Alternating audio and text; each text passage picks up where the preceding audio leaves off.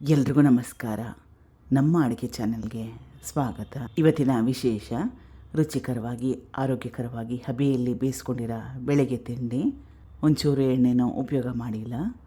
ಮೊದಲನೇ ಸ್ಟೆಪ್ಪಲ್ಲಿ ದೊಡ್ಡದಾಗಿರೋದು ಬಟ್ಲನ್ನ ತೊಗೊಂಡಿದ್ದೀನಿ. ನೆನೆಸಿಟ್ಕೊಂಡಿರೋ ಅವಲಕ್ಕಿ ಸುಮಾರು ಒಂದು 100 ಗ್ರಾಮ್ಸಷ್ಟು ಗಟ್ಟಿ ಅವಲಕ್ಕಿನ ಉಪಯೋಗ ಮಾಡಿದ್ದೀನಿ. ತೆಳು ಅವಲಕ್ಕಿ ಕೂಡ ಉಪಯೋಗ ಮಾಡ್ಬೋದು. ಅರ್ಧ ಗಂಟೆಗೆ ಮುಂಚೆ ನೆನೆ ಹಾಕಿದ್ದೆ. ಅವಲಕ್ಕಿ ಚೆನ್ನಾಗಿ ಮೆತ್ತಗಾಗಿದೆ. ತುಂಬಾ ಜಾಸ್ತಿ ನೀರು ಹಾಕಿ ಅವಲಕ್ಕಿನ ನೆನೆ ಹಾಕಿದರೆ ಎಕ್ಸ್ಟ್ರಾ ನೀರನ್ನ ಸಂಪೂರ್ಣವಾಗಿ ತೆಗೆದುಬಿಡಬೇಕು. ರುಚಿಗೆ ತಕ್ಕಷ್ಟು ಉಪ್ಪು, ಈರುಳ್ಳಿ ಸಣ್ಣದಾಗಿ ಕಟ್ ಮಾಡಿ ಇಟ್ಕೊಂಡಿರೋದು, ಕ್ಯಾರೆಟ್ ತುರಿ, ಕೊತ್ತಂಬರಿ ಸೊಪ್ಪು,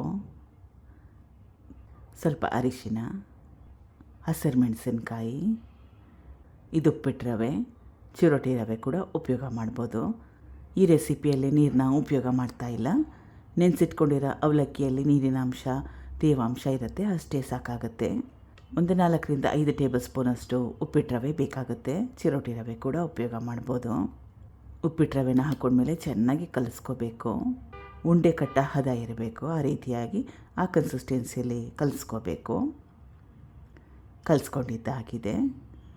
ಇದನ್ನು ಸುಮಾರು ಒಂದು 5 ನಿಮಿಷ ರೆಸ್ಟ್ ಮಾಡೋಕ್ಕೆ ಬಿಡಬೇಕು. ರವೆ ಕೂಡ ಮೆತ್ತಗಾಗಬೇಕು, ಸಾಫ್ಟ್ ಆಗಬೇಕಲ್ವ, ಅದಕ್ಕೋಸ್ಕರ 5 ನಿಮಿಷ ಆದಮೇಲೆ ಮೊದಲೇ ಹೇಳ್ದಂಗೆ ಕನ್ಸಿಸ್ಟೆನ್ಸಿ ಉಂಡೆ ಕಟ್ಟ ಹದ ಇರಬೇಕು. ಸಣ್ಣ ಸಣ್ಣ ಉಂಡೆಗಳನ್ನ ಮಾಡ್ಕೋಬೇಕು. ಅಥವಾ ನಿಮಗೆ ಯಾವ ಶೇಪಲ್ಲಿ ಬೇಕು ನೋಡಿ ಆ ಶೇಪಲ್ಲಿ ಕೂಡ ಮಾಡ್ಕೋಬೋದು. ಇದನ್ನು 15 ನಿಮಿಷ ಸ್ಟೀಮ್ ಮಾಡ್ಕೋಬೇಕು. ಕುಕ್ಕರ್ನಲ್ಲಿ ಇಟ್ಕೊಂಡು ಸ್ಟೀಮ್ ಮಾಡ್ಕೊಳ್ಳೋವಾಗ ಮೀಡಿಯಮ್ ಫ್ಲೇಮ್ನಲ್ಲಿ ಇಟ್ಕೊಳ್ಳಿ. ಕುಕ್ಕರ್ ಕೆಳಗಡೆ ಸ್ವಲ್ಪ ನೀರು ಹಾಕಿ ಹಬೆಯಲ್ಲಿ ಬೇಯಿಸ್ಕೋಬೇಕು. ಇದನ್ನು ಹಬೆಯಲ್ಲಿ ಬೇಯಿಸ್ಕೊಂಡ್ಮೇಲೆ ಸ್ಟೀಮ್ ಮಾಡ್ಕೊಂಡ್ಮೇಲೆ ಕಾಯಿ ಚಟ್ನಿ, ಕೊಬ್ಬರಿ ಚಟ್ನಿ ಜೊತೆಗೆ ಬೆಸ್ಟ್ ಕಾಂಬಿನೇಷನ್. ಇದು ಚೆನ್ನಾಗಿರುತ್ತೆ. ಸ್ವಲ್ಪ ಡಿಫ್ರೆಂಟಾಗಿ ಕೂಡ ಇರುತ್ತೆ. ಈವ್ನಿಂಗ್ ಸ್ನ್ಯಾಕ್ಸ್ ಥರ ಕೂಡ ಮಾಡ್ಕೊಂಡು ತಿನ್ಬೋದು. ಟ್ರೈ ಮಾಡಿ. Thank you for watching. ಧನ್ಯವಾದ.